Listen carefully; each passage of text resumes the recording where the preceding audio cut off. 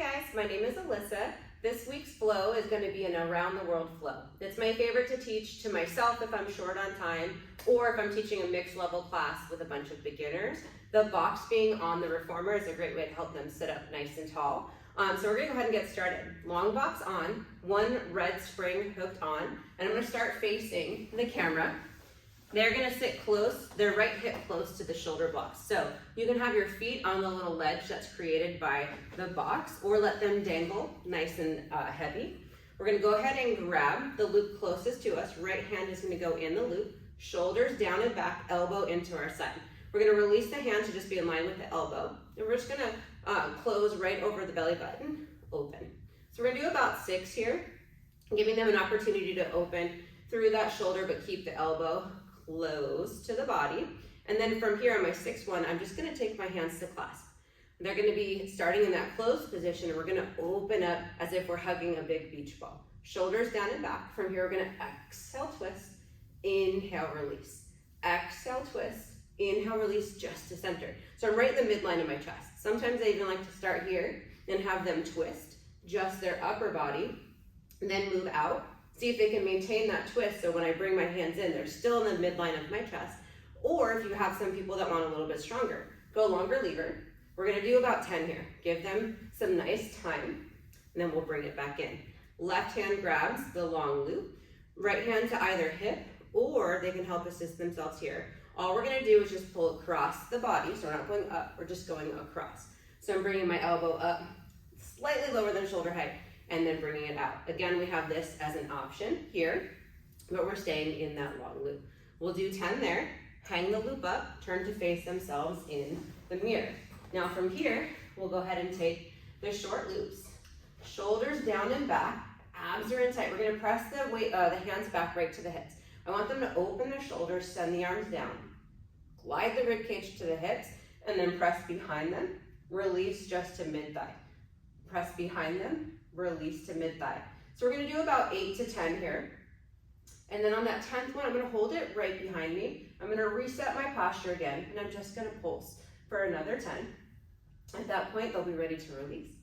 We're gonna bring those elbows up, and we're gonna tuck the pelvis, roll back into that nice C curve, but we're firmly planted with our feet. We're gonna bicep curl and release.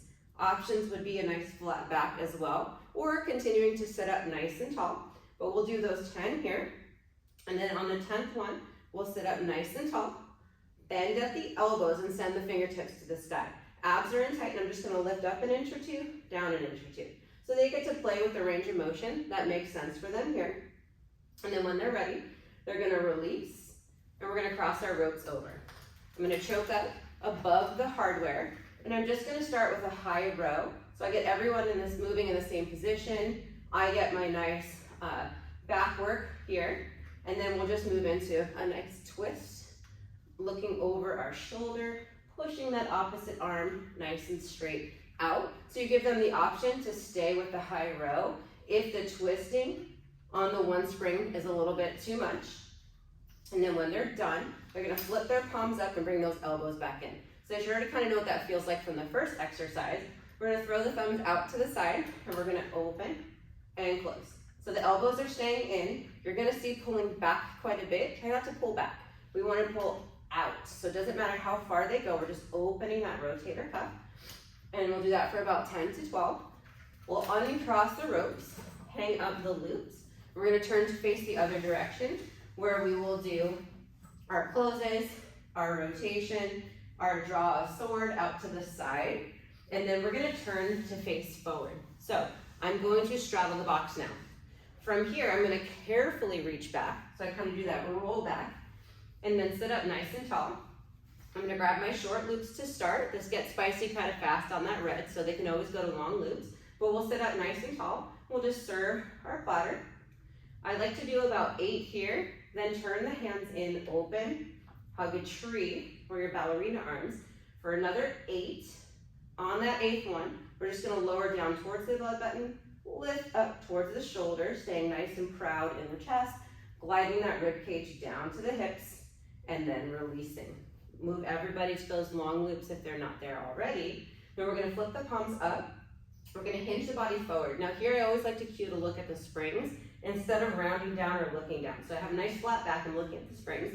My elbows are up, and I'm gonna press out and away across the room, and then bend back and press out. So my upper arms are gonna stay still. I'm just doing a nice tricep extension. We'll do 10 there, and we'll bring it down. And slowly hang those loops up. You can have them pop off of the reformer, and then turn your box into a short waist.